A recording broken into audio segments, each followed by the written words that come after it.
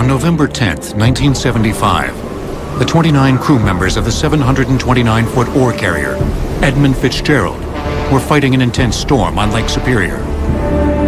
Their destination that day was the protected area of Whitefish Bay on Michigan's Upper Peninsula. We're at Whitefish Point, just in front of the light station. Today the winds are only about 20 miles an hour. Can you imagine what it would have been like with 96-mile-an-hour winds? These waves are only about 4 or 5 feet today, but they were 35 feet back in 1975. When the storm had passed, the Edmund Fitzgerald was to deliver its iron ore to its final destination in Detroit's steel mills, where the ore would be used to make cars. Despite the storm, the men were confident in their safety because the Fitzgerald was one of the strongest and most capable ships on the lakes. This was a big, powerful boat, and people really wanted to be on the Edmund Fitzgerald. This was the one you aspired to serve on. In fact, when it was launched in 1958, it was the premier ore carrier on the Great Lakes, setting records for the largest loads carried and the fastest trips. The captain, Ernest McSorley, was also one of the most experienced in the business, with 44 years of sailing on the Great Lakes. But on November 10th, 1975, McSorley was virtually blinded by 2 critical navigation system failures. He reported to a nearby ship that both of his radar units weren't working, and the radio direction finder was useless because of an outage at a station on shore. That nearby ship, a few miles behind, was the Arthur Anderson, a slightly larger carrier also trying to reach Whitefish Bay. Captain Bernie Cooper, using the Anderson's radar, was radioing general compass headings to the Fitzgerald's crew. The pilot house of a ship nearly identical to the Fitzgerald, the William Clay Ford, at the Dawson Great Lakes Museum in Detroit, gives a sense of what the captain and crew of the Fitzgerald were dealing with on November 10th. This is the radar unit on the William Clay Ford. It's very similar to the one that was on the Edmund Fitzgerald. The Edmund Fitzgerald's radar unit, however, that night was out. For whatever reason, both units didn't work.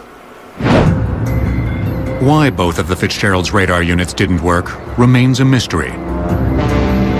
There were no reports of problems before the ship left port. It's possible that the huge waves or high winds disabled the antennas on the Fitzgerald's roof. But the Anderson battled the same storm without any radar problems. The other option they had was to use the radio direction finder. With this, they could triangulate their course. However, the Whitefish Point sending station was out of service. On shore, the radio direction beacon at the Whitefish Point lighthouse didn't work. The storm had knocked out power, and the backup generator didn't kick in as it was supposed to. These failures may have doomed the Edmund Fitzgerald. At about 3:30 in the afternoon, McSorley reported to Cooper that one of the fence rails, part of the sturdy safety fences on each side of the Fitzgerald, had snapped. He also said 2 vent covers were missing, and the ship was listing to the side, evidence that water was entering the Fitzgerald. These were all signs of severe damage, but the ship soldiered on, pumping out water as it went. Then at 7:10 p.m., the first mate aboard the Arthur Anderson asked McSorley how the men of the Fitzgerald were doing. The response back from Fitzgerald to the Arthur Anderson is, "We are holding our own." That was the last communication between the 2 ships. Minutes later, the Edmund Fitzgerald disappeared from the radar screen aboard the Arthur Anderson, without as much as a distress signal. After a difficult and limited search during the storm, and a larger search the next day, it was clear the unthinkable had happened. It looks from the information that we have that it's fairly certain that the Fitzgerald went down, and we're talking now about a matter of life and death and looking for survivors. The massive Edmund Fitzgerald and her crew of 29 men were gone. We can only ask the masters to do. 6 months later, the cameras of a remotely operated U.S. Navy submersible spotted the wreckage, agonizingly close to safety, just 17 miles from Whitefish Point. Those first images of the wreck, and footage from many other dives over the years, showed that the ship lay in two pieces on the bottom of Lake Superior, with its back, or stern, resting upside down.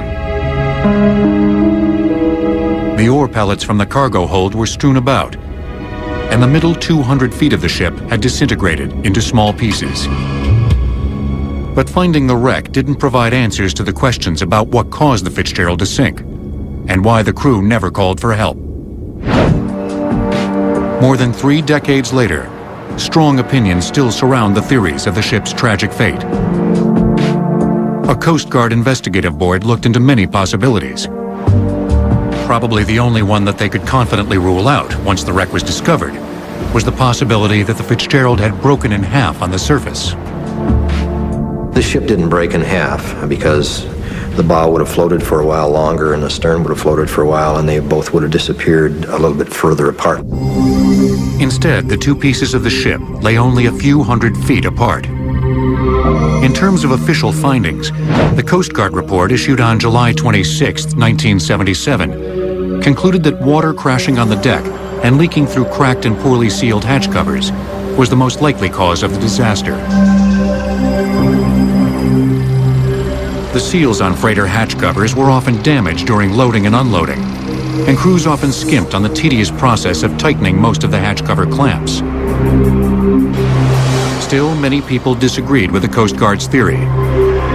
If water was leaking in through the hatch covers, then the pumps that were on, these 7,000 gallon per minute pumps, and there was 2 of them going, should have been able to keep up with as much water that these hatch covers would allow through leaking.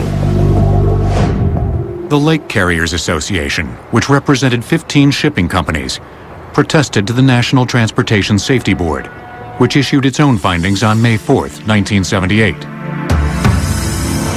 The NTSB also focused on the cargo hatches, but in a different way. It felt the tremendous weight of the water crashing across the Fitzgerald's main deck, known as the spar deck, forced one or more of the hatches to implode and swiftly flood the cargo hold. You can tell by the size of these things, the 729-foot freighter, these things weigh tons, and it would take an awful lot of weight to cause them to implode.